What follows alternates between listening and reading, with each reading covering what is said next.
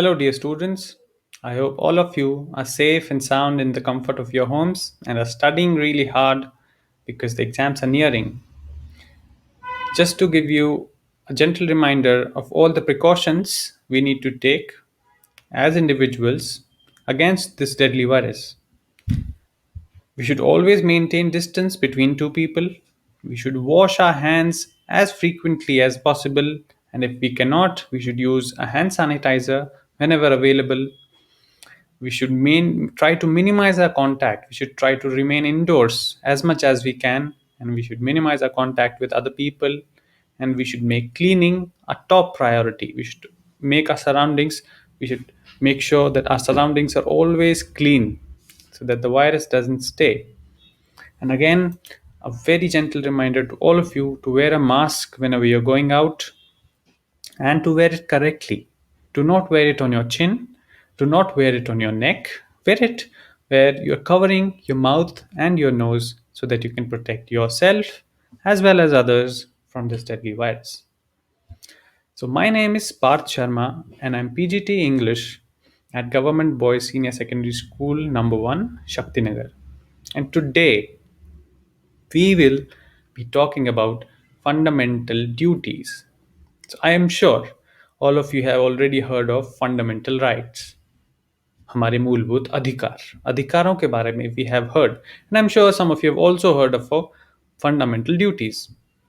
But for the people who don't know, मूलभूत कर्तव्य क्या क्या होते हैं, एज एज अ सिटीजन नागरिक होने के लिए हमारे हमारे क्या क्या मूलभूत कर्तव्य हैं, we should know all of them, and today we are going to learn about the fundamental duties as citizens of India.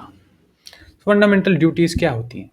तो they are just moral obligations, ठीक है, to all the citizens so that we promote a spirit of patriotism and uphold the unity of India.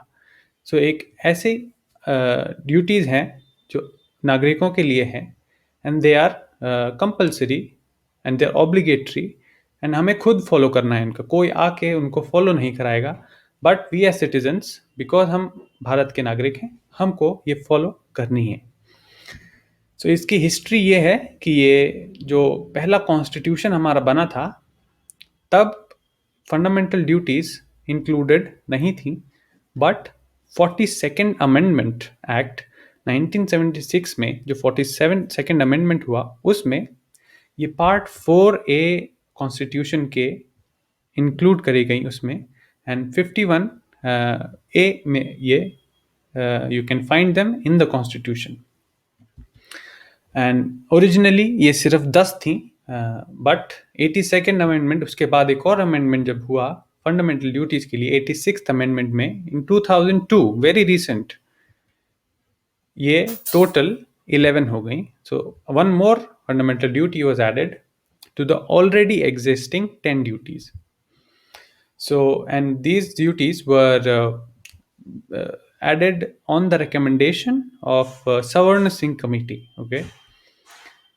So this committee was also very responsible for the 42nd amendment, and it is also called the mini constitution. The 42nd amendment is also called the mini constitution. It's just a general knowledge fact for you. And the inspiration for these duties is taken from the USSR constitution. I'm sure all of you know what is USSR. USSR is the Soviet Union. तो Soviet काल जो था Russia में from 1922 to 1991, उस time पे जो USSR का constitution था वो बहुत चाहता था कि उसके नागरिक, वहाँ के जो सिटीजन्स हैं, वो कुछ आइडियल्स डिस्प्ले करें, कुछ दिखाएं in the form of discipline, in the form of honesty, so that उनका देश ऊपर बढ़े. तो उसी से इंस्पायर होके भारत के कॉन्स्टिट्यूशन में भी फंडामेंटल ड्यूटीज ऐड कर दी गई हैं. तो फंडामेंटल ड्यूटीज क्या होती हैं? Coming to the fundamental duties, number 1, to abide by the constitution. So we have to follow the constitution no matter what, and to respect its ideals and institutions. Constitution में जितने भी ideals दिए गए हैं, जो भी institution because of the constitution बनते हैं, हम उन सब इंस्टीट्यूशंस को फॉलो करना है, we have to abide by them. We have to respect our national flag, we have to respect our national anthem, and also all the things that are there in the constitution. Number 2, we have to cherish and follow the noble ideals which inspired our national struggle for freedom. हमको क्या follow करना है, किसके ideals? जो national struggle, जो 1947 से पहले जितने भी फ्रीडम फाइटर्स थे, उन्होंने जिन आइडियल्स को लेके भारत को आज़ादी दिलाई, उनके नोबल आइडियल्स हमको जो इंस्पायर करते हैं अभी तक, वो हमको याद रखने हैं, हमको फॉलो करना है, so that even in the future India can shine and develop. Number 3, we have to uphold and protect the sovereignty, unity, and integrity of India. So we have to uphold, we have to हमें protect करना है किसी भी हालत में. India should never be divided. We have to follow that India is sovereign, is united, and is uh, always maintain the integrity of India. Number 4, we have to defend the country and render national service when called upon to do so. We have to defend our country. We have to render whenever our country is in trouble. So we should always be ready to render national service in the form of fighting for our country, to uphold its integrity, to uphold its sovereignty, so that nobody else can take our country from us. Number 5, we have to promote harmony and the spirit of common brotherhood. हमें भाईचारे की भावना and promote करनी है, harmony promote करनी है, so that we transcend मतलब छोड़ के आगे निकल जाएं. किन से? बाधाओं से. कौन सी बाधा? रिलीजियस, जो रिलीजन से जो लोग आपस में लड़ाई करते रहते हैं. लिंग्विस्टिक बेसिस पे, मतलब लैंग्वेज, जो एक भाषा दूसरी भाषा को लोग बोलते हैं कि एक भाषा ज़्यादा अच्छी है दूसरी भाषा से, वो छोड़ के हमको बाकी सारी भाषाओं को प्रमोट करना चाहिए कि वो एक साथ एक ही जगह पे सब भाषा इक्वली इंपॉर्टेंट रहें. हमें रीजन और सेक्शनल डाइवर्सिटीज से छोड़ के कि तुम नॉर्थ के हो, कि तुम वेस्ट के हो, तुम ईस्ट के हो, वो सब छोड़ के हमको सब लोगों को एक मान के एक भाईचारे की भावना भारत में प्रमोट करनी है. And we have to also renounce the practices derogatory to the dignity of women. तो ऐसी कोई भी चीज़ जो औरतों की, विमेन की डिग्निटी को हार्म करे, हमें वैसा कोई काम नहीं करना है. Remember, all the time telling you, this is all a part of the constitution of India. ये कॉन्स्टिट्यूशन में लिखा गया है एंड ये सब हमारे कर्तव्य हैं. Number 6, to value and preserve the rich heritage of our composite culture. तो आप जैसे जानते हैं कि भारत का कोई एक सिंगल कल्चर नहीं है. आप भारत में 200 किलोमीटर किसी भी डायरेक्शन में चले जाते हैं, वहाँ पे भाषा, बोली, कपड़े, एनवायरनमेंट, टेरेन सब चेंज हो जाता है. So India is a very diverse country and with that we have to try to maintain कि हम ये जो हमारा हेरिटेज है, हमारा कल्चर है, जितना भी डाइवर्स हो, सबको हमको प्रिजर्व करना है और वैल्यू करना है. हमको we have to be proud of our culture. अब लोगों को भारतीय होने में किसी को अगर शर्म आती है, किसी को हिंदी बोलने में अगर शर्म आती है, किसी को कुर्ता पजामा पहनने में अगर शर्म आती है, तो वो बहुत गलत है. We have to be very very proud of our culture, जिससे हम आते हैं. आजकल सब लोग वेस्टर्नाइजेशन की तरफ जा रहे हैं, but we have to also remember कि हमारा असली कल्चर क्या है. Number 7, we have to protect and improve the natural environment, including forests, lakes, rivers, and wildlife, to have a, to have compassion for living. तो basically हम लोगों को जितना हो सके एनवायरनमेंट को प्रोटेक्ट करके रखना है, क्योंकि eventually it is because of this environment that we are alive today. अगर ये एनवायरनमेंट नहीं होगा तो हम जिंदा नहीं रह पाएंगे.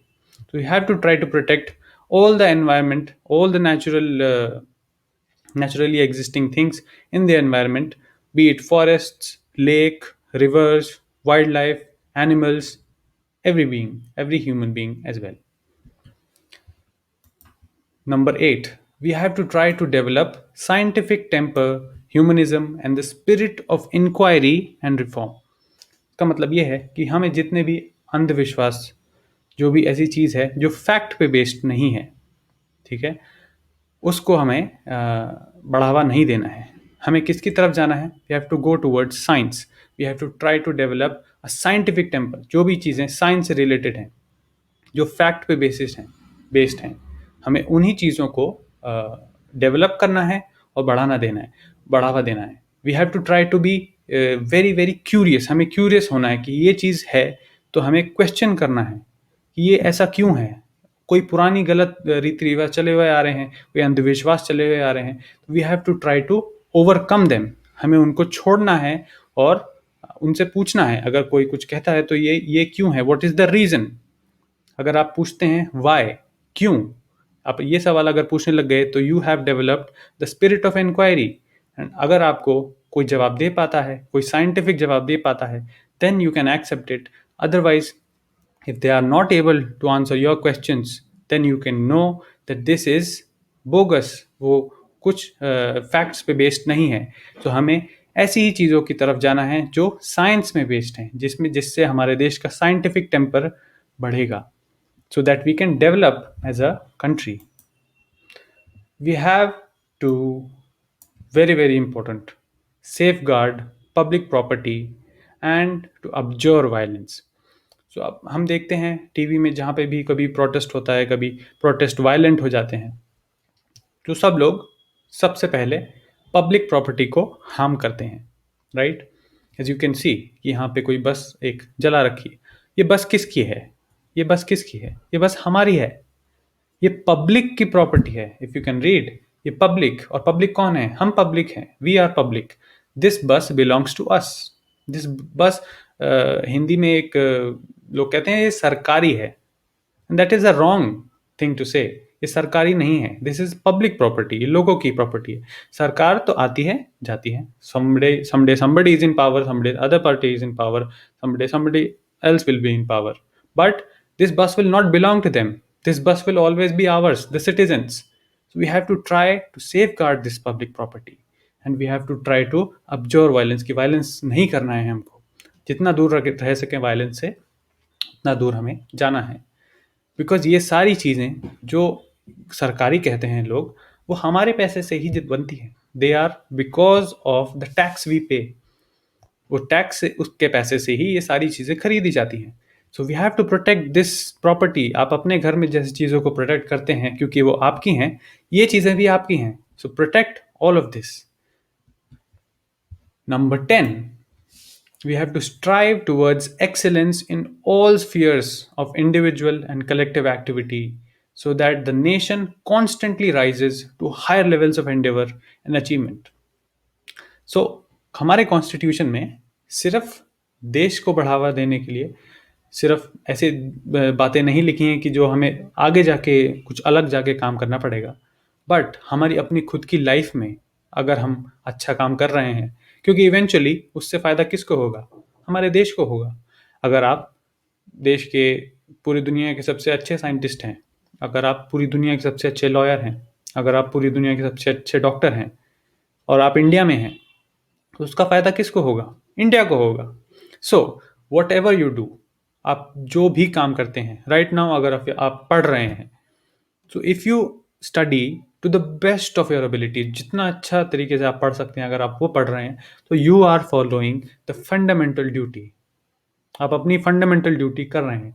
Because if you do your job to the best of your abilities and reach the highest level of achievement, जो भी आपका फील्ड है, अगर आप उसमें हाइएस्ट लेवल पे पहुंच जाएंगे, तो आप अपने देश के लिए ही, अपना देश का ही भला करेंगे, आप जाने अनजाने में भी, राइट.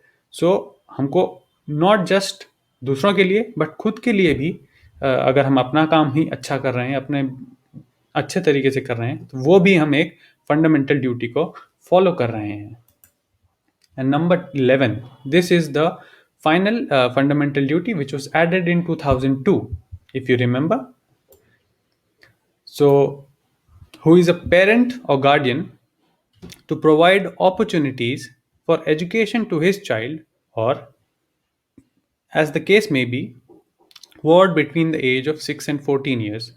सो फंडामेंटल ड्यूटी ये जो ऐड करी गई थी इसमें है कि अगर आप पेरेंट हैं, अगर आप एक गार्जियन हैं किसी बच्चे के, तो you have to provide them the opportunity for education when they are in the age between 6 and 14. तो राइट टू एजुकेशन जो हमारे देश में है, तो ये एक फंडामेंटल ड्यूटी है पेरेंट्स की और गार्जियंस की। अगर आप के बच्चे हैं, आपके अंडर कोई भी बच्चा है, वो 6 से 14 साल तक के बीच में उसकी एज है, तो he should be given the opportunity to get an education.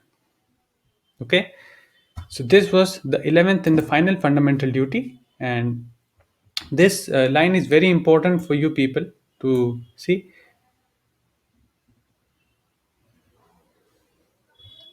The last line: there can be no right without a corresponding duty. So अगर आपको अधिकार चाहिए, अगर आपको राइट्स चाहिए, तो आपको कुछ ड्यूटीज़ भी फॉलो करनी पड़ेंगी। सो अगर आप इन ड्यूटीज़ को फॉलो करते हैं, तो you are the best citizen of India. आप भारत के सबसे अच्छे नागरिक हैं। ठीक है, अगर आप देखते हैं कि कुछ लोग आपके आसपास ये ड्यूटीज़ फॉलो नहीं कर रहे हैं, तो you motivate them, you tell them about these fundamental duties कि भारत के कॉन्स्टिट्यूशन में अगर आपको अधिकार मिले हैं, तो आपकी कुछ ड्यूटीज़ भी हैं, and you need to follow those duties so that a nation progresses and we as individuals also progress along with the nation. Thank you very much.